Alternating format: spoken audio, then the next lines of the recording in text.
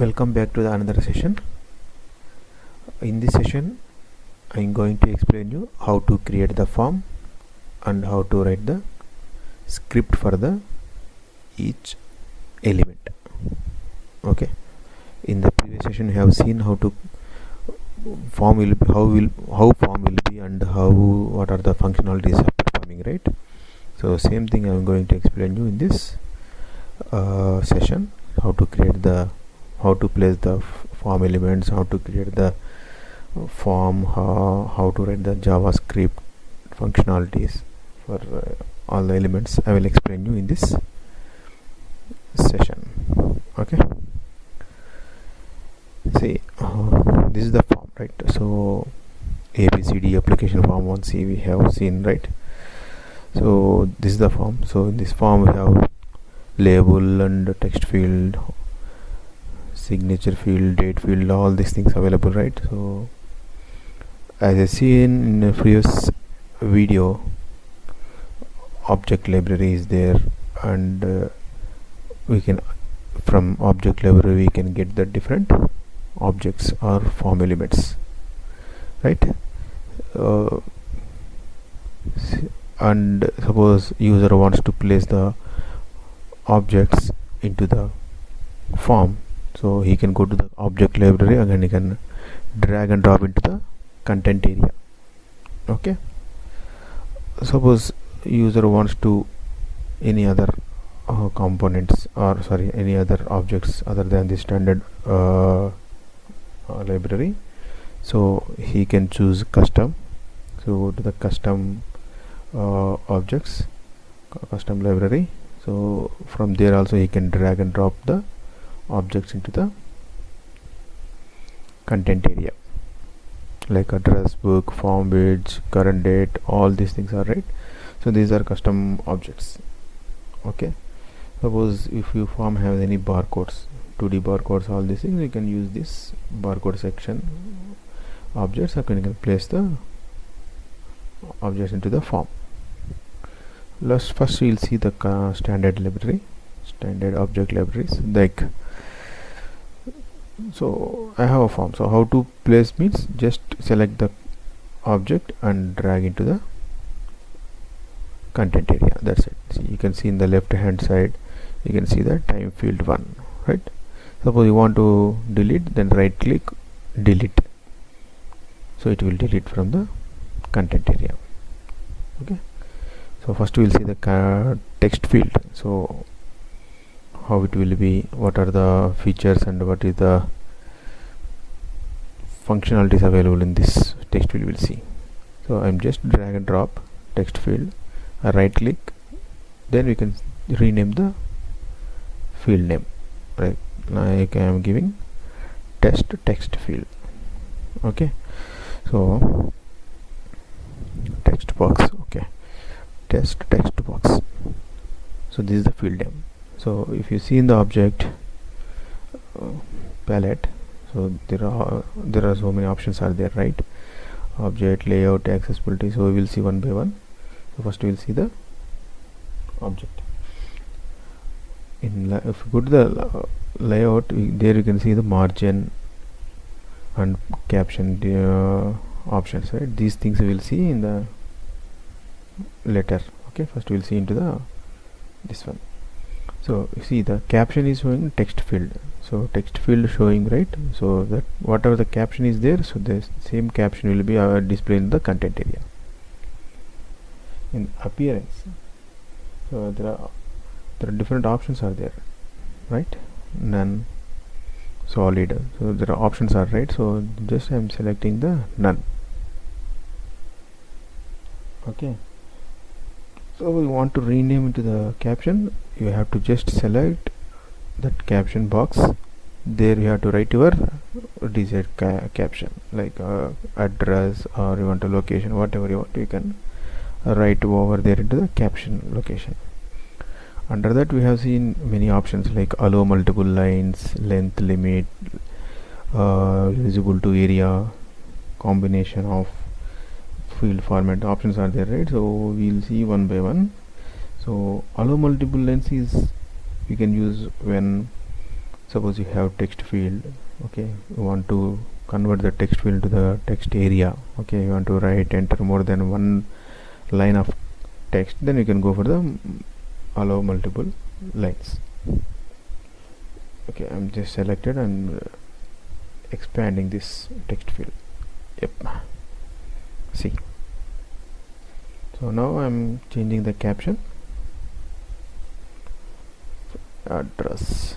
See, now it will be reflect to the form. Yes.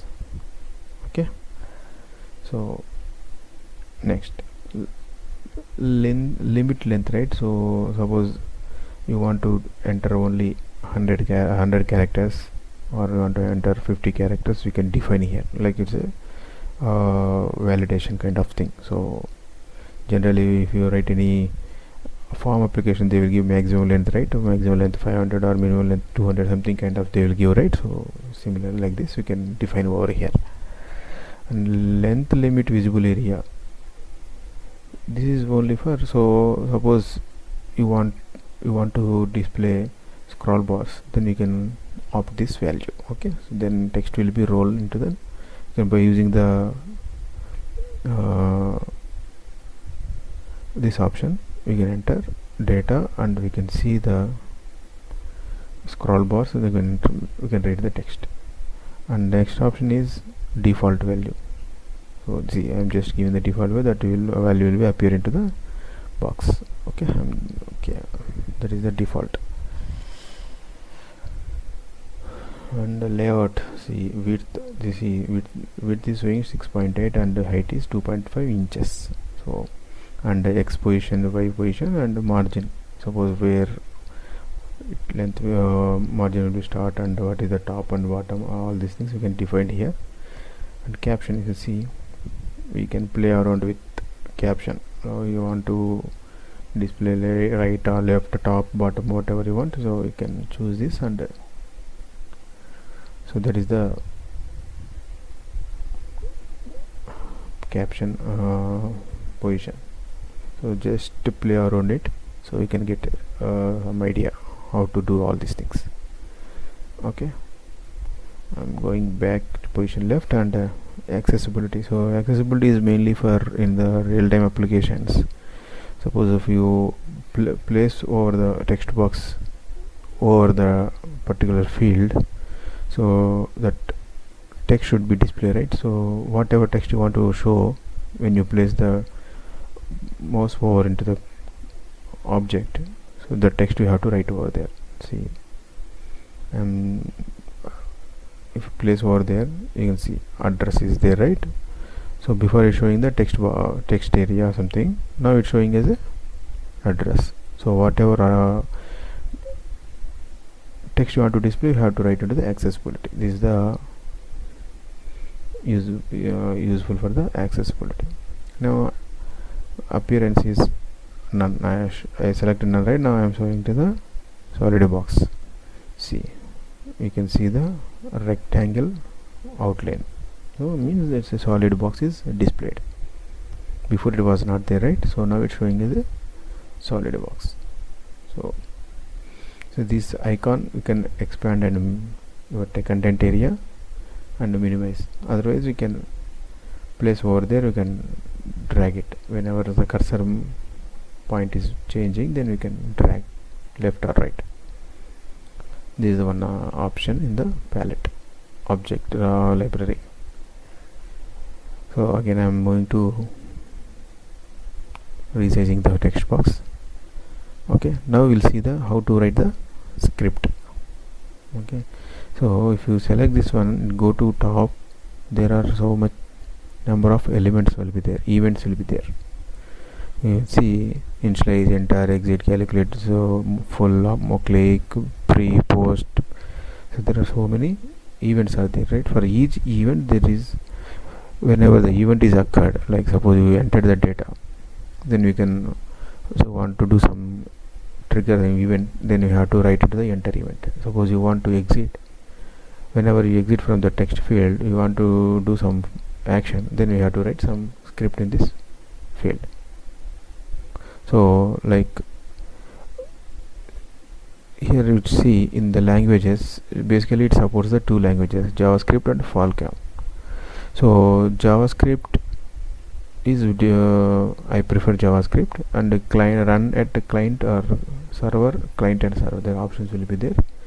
So that is your choice. So whenever the script is execute in the client side, means you have to select client. You want to execute in the server, select the server. Exit in both, then you can select third option. So select the JavaScript and run as a client. So next one is you in JavaScript, you know the alert box, right? Similarly, we in your forms we have the function app.alert followed by some text. See,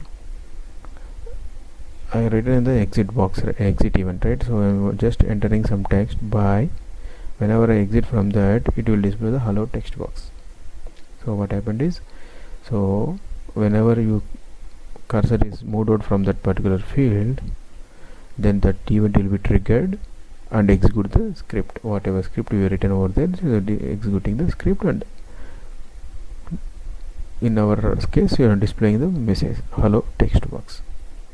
So in real time also, whenever you want to exit from the particular object or in form element, so we have to write into the corresponding event. So I have shown you all the events, right? Suppose you change the value, okay, so then also we can use the respective event and you can write the code, right? So we have app.alert and followed by text, that is the for displaying the message. So this is one of kind of design. So if you go to the next, we'll see the drop down value. Okay, see, I'm selecting the state. In the state, so what I'm doing is drop down. This is the drop down box. So this, see, if in this example I'm using the this represents the current object. Okay, so wherever you want to represent the current object or current element, we have to use the, you can use the this. Instead of giving the object name, you can use the this means current object. So in JavaScript we have the method suppose value, right? So here we can use the raw value. So raw value nothing but that object current value. This dot raw value means it get the current value of the particular object, right? And that value is passing to the place dot raw value. So place is the one object, right? So I'm copying the same whatever value selected in the state, I'm assigning to the place dot raw value. Then whenever I exit from this event, that value will be copied to the location. I'm just removing, I will see how it will be. See, if you see in the demo application, whenever I copied from the whenever I select the state in the drop down, that value will be copied to the location, right? Because of that statement. Now I remove the statement, that's why it's not working. See, in the drop down we have options, right? Values, right? So here list items will be there. In the list items we can select, enter all the values. Okay, so default now it's showing as a empty. So now I am selecting the select. So whatever you select the value default, that will be highlighted, selected by default. See, in the list items I will show you how it will be. See, value selected. Okay, next.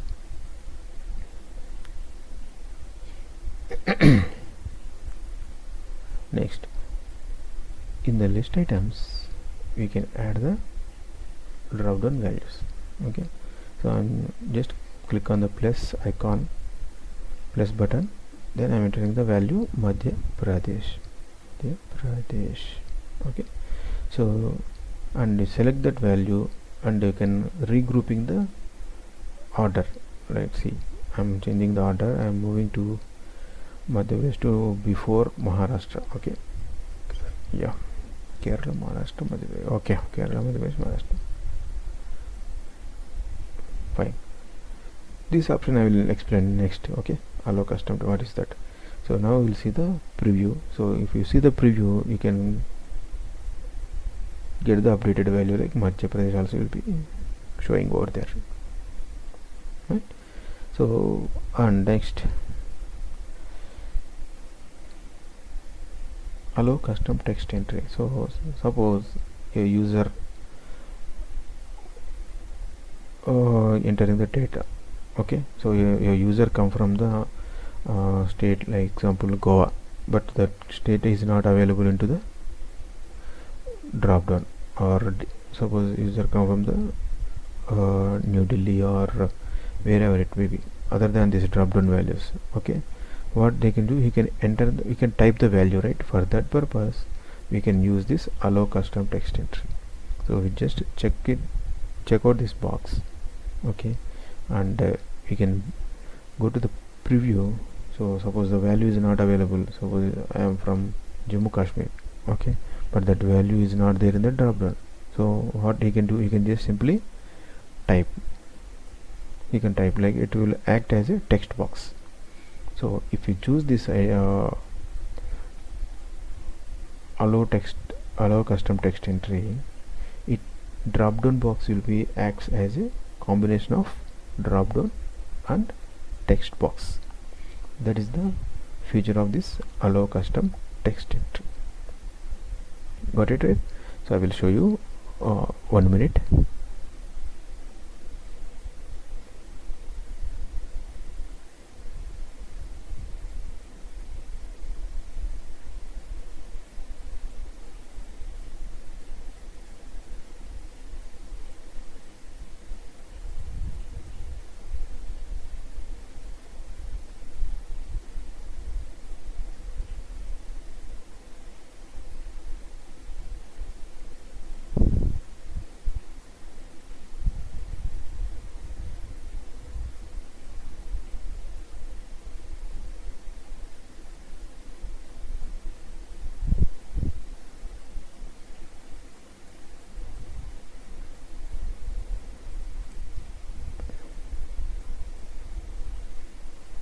Yes, I am back. Okay, so go to the preview. See, drop down values are there, right? So now I am going to enter in the Goa. Okay, Go.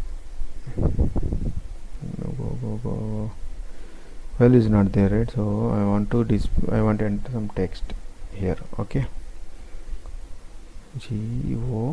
Go. Okay, see, I can enter the value, but that value is not in the text, so it acts as a both text box as well as drop down. So that is the beauty of this option. Okay, now I have removed this option, so you cannot enter the text. See, okay, we have to choose only the given values. Understood? That is the option. Yes. Okay, next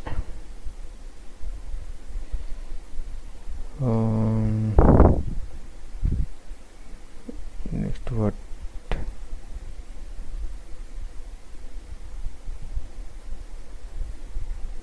Declarations. Suppose I want to create the subforms. Okay, so if you see, all the values comes under main SM, main subform.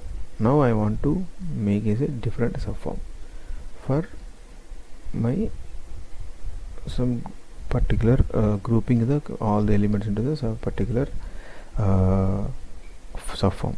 Okay, suppose instead of grouping all the values into the single umbrella, I make it as a different form. Okay, I make this all the subform for the grouping purpose. So for grouping purpose, I am just selecting the values and giving the create the new subform and giving the subform name as a declaration subform. Okay, so whenever you want to represent this particular object, so then instead of main fm sf, you can use the declaration sf dot. See, if you go to the script, there you can see main sf, right? So instead of that, we can go to the, you can see the this one. So by default I make it as a hidden. So why I'm you can see option, right? Visible and hidden presence. Select the subform.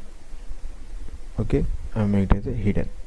So in next session I will explain you how to